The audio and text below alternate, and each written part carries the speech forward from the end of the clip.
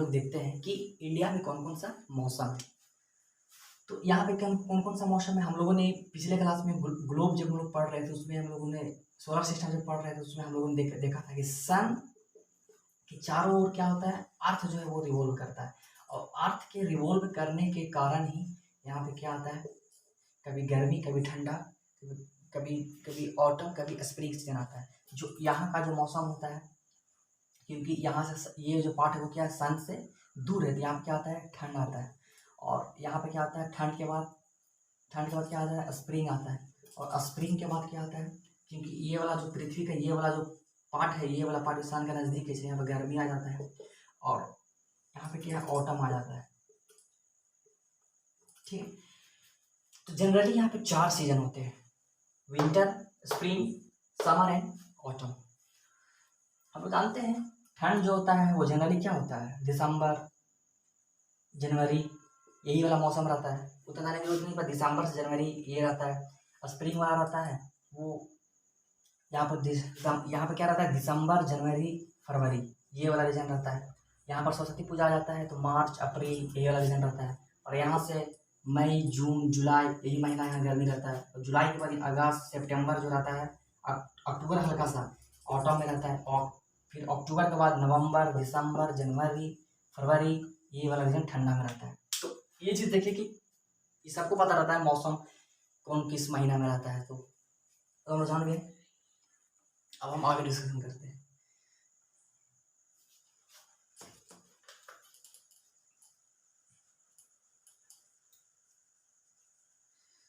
अब हम देखते हैं कि कोल्ड में क्या होता है। सबसे पहले जानते हैं कोल्ड में क्या होता है। जैसे ये है सन, और हम जानते हैं कि अर्थ जो है वो चारों क्या करता है, रिवोल्ट करता है।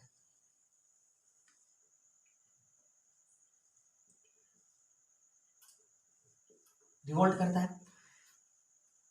इंडिया जो है यहाँ पे है, इंडिया क्या है यहाँ पे है। अभी जो सन से इसका पोजीशन है,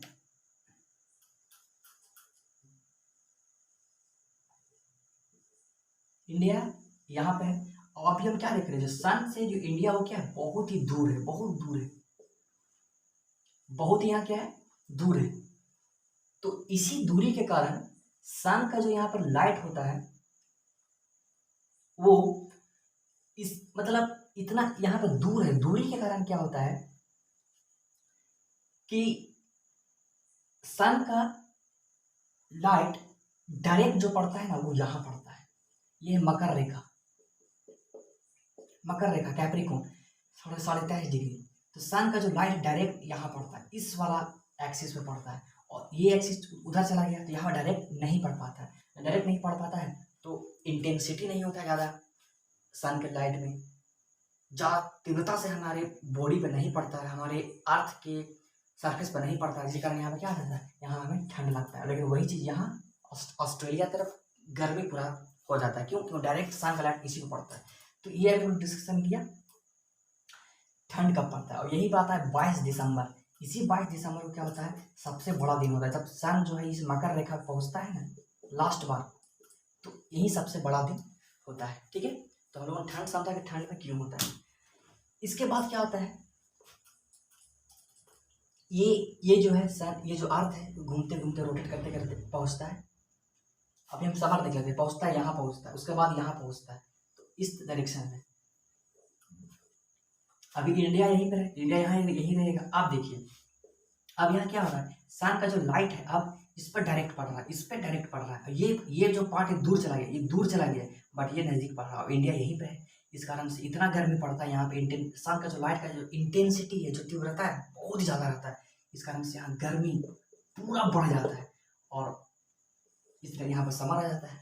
ठीक है, और जब यहाँ पे गर्मी आता है तो हवा जो होता है पूरा क्या होता है, गर्म हो जाता है, पूरा हवा गर्म हो जाता है। और जब हवा गर्म होता है तो हम लोग जानते हैं हमारे यहाँ क्या चलता है, एक गर्म हवा है, क्या चलता है, लू।